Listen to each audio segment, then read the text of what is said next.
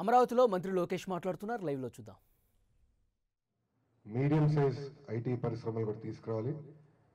అదేవిధంగా micro and small enterprises కూడా IT రంగంలో ఉన్న వాళ్ళు కూడా ఆంధ్ర రాష్ట్రానికి తీసుకురావాలని ఆ రోజు నిర్ణయం తీసుకున్నాం.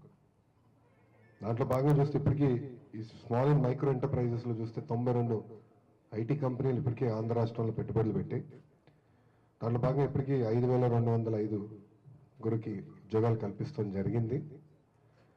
గత 4.5 సంవత్సరాల్లో 34,000 మంది యువకులకి ఒక ఐటీ రంగంలోనే ఆంధ్ర రాష్ట్రంలో ఉద్యోగాలు కల్పిస్తాం జరిగింది. ఈ రోజు ఏదైతే 6 కంపెనీలు నేను ప్రారంభించానో ఆ 6 కంపెనీల ద్వారా 600 మందికి ఉద్యోగాలు ఇక్కడ అమరావతిలో వస్తాం జరుగుతుంది. ఇప్పటికీ చూస్తే పెద్ద ఎత్తున మార్కీ నేమ్స్ కూడా మనం తీసుకొచ్చాం. హెచ్సిఎల్ ఇప్పటికీ వాళ్ళు పనులు కూడా ప్రారంభించారు. ఫస్ట్ ఐటీ కంపెనీ క్యాంపస్ ఆంధ్రప్రదేశ్లో వాళ్ళు స్టార్ట్ చేశారు పెద్ద ఎత్తున. ఇంకో పక్కన స్టేట్ స్ట్రీట్ కూడా మీరు చూస్తారు, వాళ్ళు కూడా ఎక్స్పాన్షన్కి ఇప్పుడు పెద్ద ఎత్తున వెళ్తున్నారు ఆంధ్ర రాష్ట్రంలో. మేధా టవర్స్ బిల్డింగ్ ఇస్తే అది అయిపోయింది, వెయిటింగ్ ఫర్ టవర్ 2, అది కూడా తొందరలో ప్రారంభమవుతుంది. ఇన్వేకస్ చిప్ డిజైనింగ్ కానీ ఈ కంపెనీస్ తీసుకొచ్చాం. ఫ్రాంక్లిన్ టెంపుల్టన్, ఇట్లా అనేక ఐటీ పరిశ్రమల్ని, జోహో, వీళ్ళందరినీ ఆంధ్ర రాష్ట్రానికి తీసుకొస్తాం జరిగింది. అంతేకాకుండా స్మాల్ అండ్ మైక్రో ఎంటర్ప్రైజెస్ మీద కూడా మేము పెద్ద ఫోకస్ పెడుతున్నాం. దాంట్లో ఏపీఎన్ఆర్టీకి ప్రధానంగా బాధ్యత ఇచ్చాం.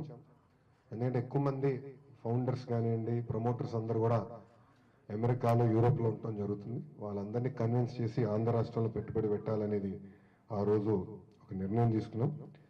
దీంట్లో మీరు చూస్తే ప్రధానంగా రెండే. ఒకటి, భారతదేశంలో ఏ రాష్ట్రం ఇవన్నీ బెనిఫిట్స్ ఈరోజు ఆంధ్ర రాష్ట్రం ఇస్తుంది. అది కూడా స్మాల్ అండ్ మైక్రో ఎంటర్ప్రైజెస్కి ఎక్కువ మేము ప్రాధాన్యత ఇస్తున్నాం. ఎందుకంటే వీళ్ళ ద్వారానే ఎక్కువ సిస్టమ్ క్రియేట్ అవుతుంది. రెండోది, అద్భుతమైన టాలెంట్ ఇక్కడ ఉంది ఆంధ్ర రాష్ట్రంలో. సో న్యాచురల్గా ఇక్కడ అందరూ వస్తున్నారు. నిజంగా ఏపీఎన్ఆర్టీని కూడా నేను అభినందిస్తున్నాను. ఇప్పుడే ఒక ప్రమోటర్ కూడా చెప్పారు, సార్ మేము ఫోన్ కూడా ఎత్తలేదు సార్, వాట్సాప్లో మెసేజ్లు పెట్టుకున్నాం, డాక్యుమెంట్లు పంపించి వెరిఫై చేస్తారు, స్పేస్ ఇమీడియట్గా అలాట్ చేశారు సార్, అంత స్పీడ్లో ఉన్నారు మీ వాళ్ళని. సో ఇట్లా రియల్ టైంలో పనిచేయాలి, రియల్ టైంలోనే పెద్ద ఎత్తున కంపెనీలు తీసుకురావాలి. నేను మంత్రి అయిన దగ్గర ఒక నిర్ణయం తీసుకున్నా, కనీసం ఒక ఐటీ పరిశ్రమ ల్యాండ్ ఎవరన్నా కోరితే వాళ్ళకి ఒకటే చెప్తున్నా, ఫస్ట్ ఆఫీస్ స్టార్ట్ చేయండి, కనీసం 250 మందికి ఒక సంవత్సరం పాటు ఆంధ్ర రాష్ట్రంలో ఉద్యోగాలు కల్పించండి, తప్పనిసరిగా దాని తర్వాత ల్యాండ్ అలాట్మెంట్ చేస్తానని కూడా నేను చెప్తాం జరిగింది.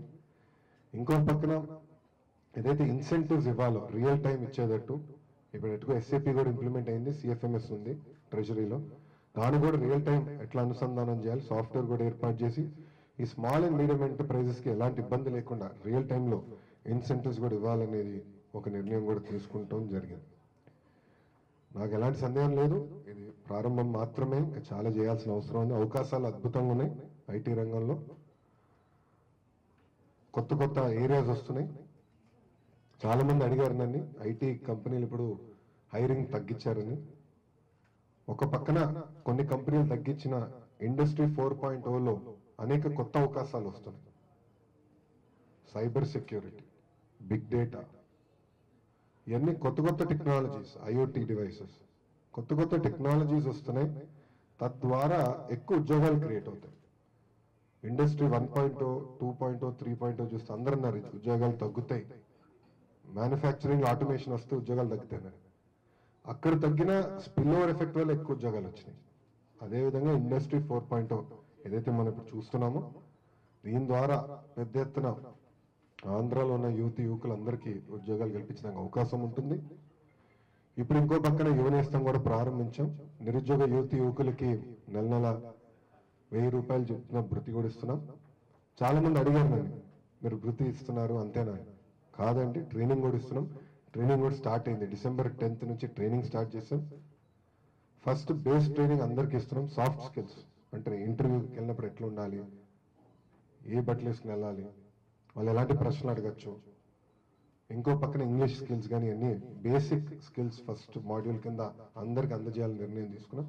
ఆ పనులు కూడా ప్రారంభమైనాయి. వీళ్ళందరినీ కూడా ఇంకో పక్కన ఇండస్ట్రీతో టైఅప్ అయ్యి ఐటీ, ఎలక్ట్రానిక్స్, ఇతర ఇండస్ట్రీలు కూడా ఇది ఒక రియల్ టైం జాబ్ పోర్టల్గా ఏర్పాటు చేసి ఆ యూనివర్సిటీలో ఉన్న యువకులందరికీ ఉద్యోగాలు కల్పించాలి, ఒక మార్గదర్శకంగా వెళ్ళాలి అని ఒక నిర్ణయం కూడా తీసుకుంటాం జరిగింది. ఇంకా నాకు ఎలాంటి సందేహం లేదు, అన్ని రంగాల్లో ఆంధ్ర రాష్ట్రం కూడా స్పీడ్గా ముందరికి వెళ్తున్నాయి. ఇండస్ట్రీస్ చూస్తున్నారు, ఆటోమోటివ్ చూస్తారు, పెయింట్స్ చూస్తున్నారు, టైర్స్ చూస్తున్నారు, మన మోటార్ సైకిల్స్ చూస్తున్నాం, ఎలక్ట్రానిక్స్ కూడా మీరు చూస్తున్నారు. అన్ని రంగాల్లో ఈరోజు ఆంధ్ర రాష్ట్రం స్పీడ్గా ముందరికి వెళ్తుంది. పరిశ్రమలు కూడా ఈరోజు పెద్ద ఎత్తున పెట్టుబడులు వస్తున్నాయి. అదేవిధంగా ఐటీలో కూడా ప్రయాణం ప్రారంభించాం. 4 సంవత్సరాలు అనేక ఇబ్బందులున్నా, మార్కెట్ సహకరించిపోయినా ఇప్పటికీ 34,000 మందికి ఉద్యోగాలు కల్పిస్తాం కూడా జరిగింది. ముందు ముందు అనేక కంపెనీలు ఏపీకి రాబోతున్నాయని, ఉపాధి అవకాశాలు మరింత పెరుగుతాయని లోకేష్ చెప్తున్నారు.